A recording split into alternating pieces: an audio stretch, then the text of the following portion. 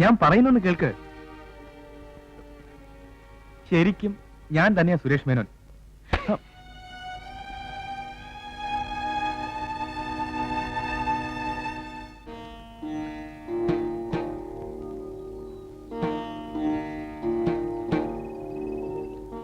ഞാൻ പാരമ്പര്യം തെറ്റിക്കുന്നില്ല പാട്ടി. പൂജാരിയാകാനാണ് എന്റെ വിധി.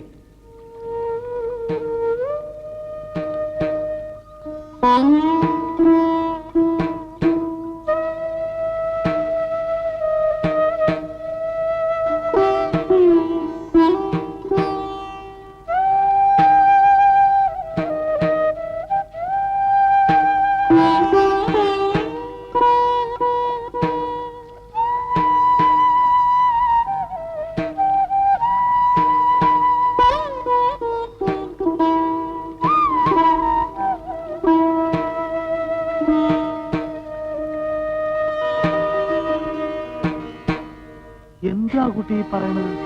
ഇന്ന് വൈകിട്ട് ബാല ഇറങ്ങാറുണ്ടതാ. 10-20,000 രൂപ ടിക്കറ്റും വിറ്റ് കഴിഞ്ഞു. ഞാൻ പറയുന്ന സത്യം. ആ ചെക്ക് മാറില്ല. അയാള് സുരേഷ് മേനോനല്ല. സുരേഷ് മേനോനായിട്ട് അഭിനയിക്കായിരുന്നു. ഇത്രയും വലിയ കുഴപ്പങ്ങൾ ഉണ്ടാകുമെന്ന് അറിഞ്ഞിരുന്നെങ്കിൽ ഞാൻ ഒരിക്കലും ഈ കള്ളത്തരത്തിന് കൂട്ടു നിൽക്കില്ലായിരുന്നു. മാഷ് എന്നോട് ക്ഷമിക്കണം. കടം വാങ്ങിയിട്ട് എന്റെ ബാലയ്ക്ക് ഞാൻ കോപ്പുണ്ടാക്കിയേ. മര്യാദക്കിന്റെ കാശെന്നില്ലേ ഇന്ന് തന്നെ ശവടക്കാ. വെറുതെ ഇരിക്കണോ?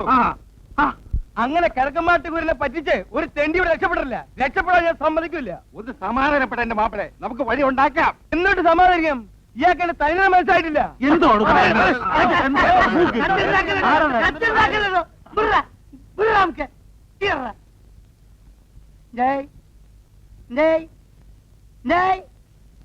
ആദ്യങ്ങൾ ചെയ്യണമെന്ന് അറിയോ? സുരേഷ് മേനോന്ന് പറഞ്ഞ് നമുക്ക് കള്ളച്ചിക്കെന്നില്ലേ? നമുക്കിനെ പിടിച്ച് പോലീസ് സ്റ്റേഷനിൽ ഏൽപ്പിച്ച് അല്ല എവിടെ കലവല കലവല കലവല പറയില്ല. എന്റെ ഇടപാടെ അയാളോടല്ല, ഇയാളോടാ. ഈ നക്കി നായരോട്. ഈ നക്കി എന്ന് പറഞ്ഞാലേ അയാൾ മാത്രമല്ല, അത് മനസ്സിലാക്കണം കേട്ടോ. പറഞ്ഞു കേൾക്കണു. ആദ്യം പോലീസിനെ കൂട്ടി രോഹിന്റെ വീട്ടിൽ ചെല്ലണം. എന്നിട്ട് അവൻ ആരാണ് എന്താണെന്ന് അന്വേഷിച്ച് അവിടെ കുറച്ച് ആക്ഷൻ എടുക്കാം. അല്ലാതെ ഇവിടെ ചെന്ന് മറ്റൊരു മറിച്ചും പറഞ്ഞത് എന്താ കാര്യം? എന്നാ ഞാൻ വരാൻ സ്റ്റേഷനിലേക്ക്. പിന്നൊരു കാര്യം, വല്ല ഓടിപ്പകവലെ ശമ്പളം നടത്തിയാലോ അടിച്ചിന്റെ പൂട്ടല് കളക്ക് ഞാൻ. പിന്നെ നീ എഴുന്നേറ്റ് കളിക്കലടാ.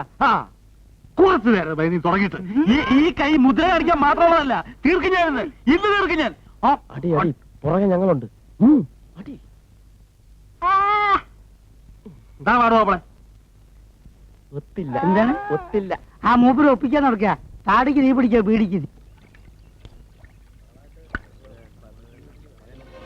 അത് ഞാൻ പറഞ്ഞ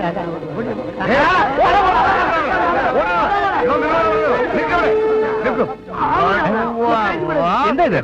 നക്കട സ്റ്റേഷനിലേക്ക് ആൾമാറാട്ടമോ? ആൾമാറാട്ടോ? ഞാനാണ് സുരേഷ് മേനോൻ. ഇങ്ങനെ പറഞ്ഞ ഇവരെന്തിനാണ് ഈ കള്ളത്തിൽ കൊപ്പിട്ട് തന്നത്? അതൊക്കെ നമുക്ക് സ്റ്റേഷനിൽ പോയി തീരുമാനിക്കാം. നടക്ക്.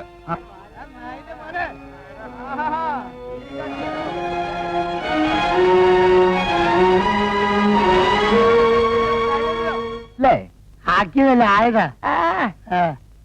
നായരെ, ഒരു 10 രൂപ വിലയിട്ട് നിങ്ങൾ തന്നേക്ക്.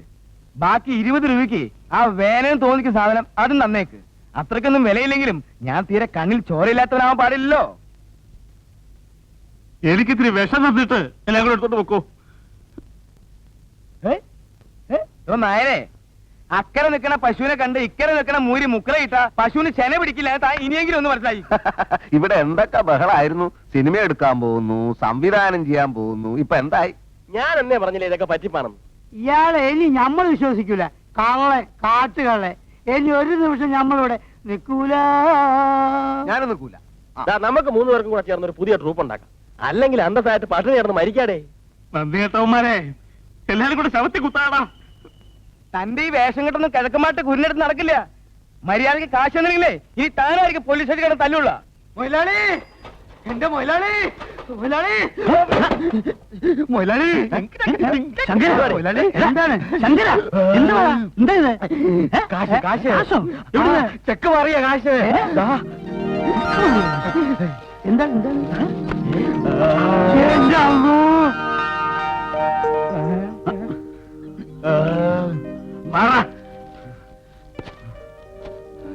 മാറങ്ങോട്ട് ഒരുത്തന്റെ ഒരു സഹായം വേണ്ട. എന്റെ വിഷമം കൊണ്ട് ഓരോന്ന് പറഞ്ഞതാ. എന്റെ കാശ് ആദ്യം ഇങ്ങോട്ട് തന്നേക്ക്, എനിക്ക് ഇത്തിരി വെറുതെ ഉണ്ട്. കാശ് ഒരു തെറ്റും ചെയ്യാത്ത ഒരുത്തരും ജയിലിനകത്ത് പിടിച്ചിരിക്കുന്നു. ആദ്യം ആളെ പുറത്തിറക്കട്ടെ, എന്നിട്ട് തീരുമാനിക്കുക കാശിന്റെ കാര്യമൊക്കെ. കേരളമല്ല. ആ വിവരം കിട്ടവന്മാരുടെ വാക്ക് വിശ്വസിച്ചതുകൊണ്ട് പറ്റിയ അപകടമാണ് സാർ. മോളിൽ നിന്നും ഫോൺ വന്നില്ലായിരുന്നെങ്കിൽ ഞാനും ഇപ്പോഴും ആളറിയാതെ ഒഴുകുകയുള്ളൂ. സാറ് എന്നോട് ക്ഷമിക്കണം. സാരല്ല. എന്താ സർ, ഇങ്ങനെ പാവാണ് സർ. ശിക്ഷിക്കണമെങ്കിൽ എന്നെ ശിക്ഷിച്ചോളൂ. എനിക്ക് വേണ്ടിയാണ് ഈ പാവം സുരേഷ് മേനോനായിട്ട് അഭിനയിച്ചത്. അഭിനയിച്ചെന്നു? കുട്ടി, ഇത് തന്നെയാണ് സാക്ഷാൽ സുരേഷ് മേനോൻ. ഓഹോ, അപ്പൊ ഇവിടെയും കൊടുത്തു 10 രൂപ അല്ലേ?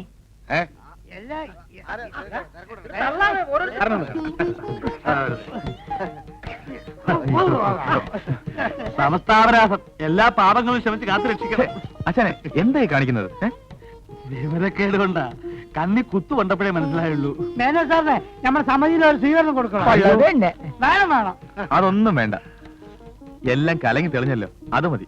ആ ആശാന്റെ ചെക്ക് മാറിയല്ലോ അല്ലേ? അയ്യോ കൊള്ളാം, മാറിയോന്നോ? ശരി, ഇന്നു മുതൽ ശരിക്കും ഞാൻ ആശാന്റെ ട്രൂപ്പിലെ പാർട്ണറാണ്. സത്യം.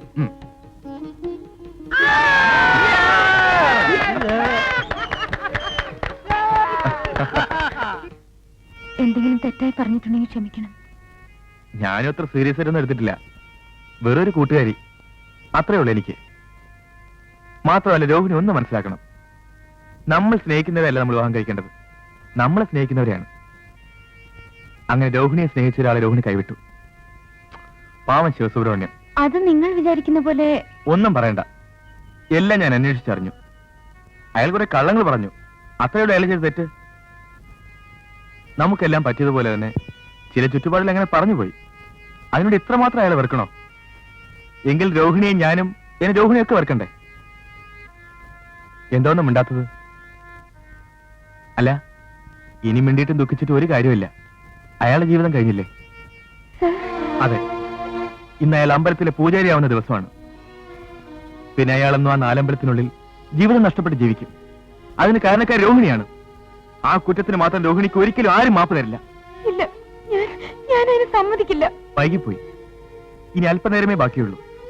അതിനു മുമ്പ് രോഹിണി അവിടെ എത്തില്ല. പൂജ കഴിഞ്ഞ് നടക്കലിൽ 3 പ്രാവശ്യം നെറ്റി തൊട്ട് നമസ്കരിച്ചാൽ അയാൾ പൂജാരിയാവും.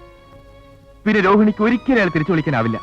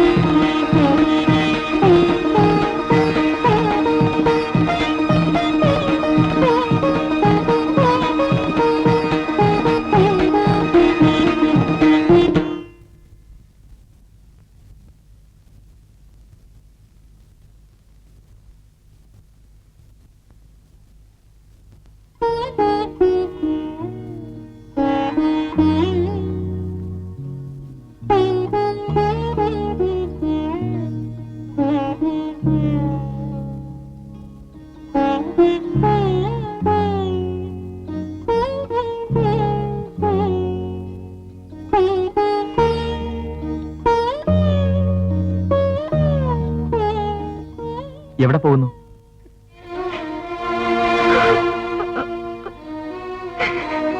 കരയണ്ട, രോഹിണി വൈകിയില്ല. നടക്കലിൽ നെറ്റി തൊട്ടാൽ ബ്രഹ്മചാരിയാവുമെന്ന് ഞാൻ വെറുതെ പറഞ്ഞതാണ്. ശ്രീകോവിൽ കയറി വിഗ്രഹത്തിൽ തിരുവാഭരണം ചാർത്തിയാലേ പൂജ പൂർത്തിയാവും. അത് ഞാൻ പറഞ്ഞില്ല. കാരണം ശിവസുബ്രഹ്മണ്യം എത്ര വേദനിച്ചുവെന്ന് രോഹിണി അറിയണമെങ്കിൽ അതിന്റെ ഒരു അംശം വേദനമെങ്കിലും രോഹിണി അറിഞ്ഞിരിക്കണമെന്ന് എനിക്ക് നിർബന്ധമുണ്ടായിരുന്നു. സോറി. ആ, എന്റെ ജോലി പൂർത്തിയായി.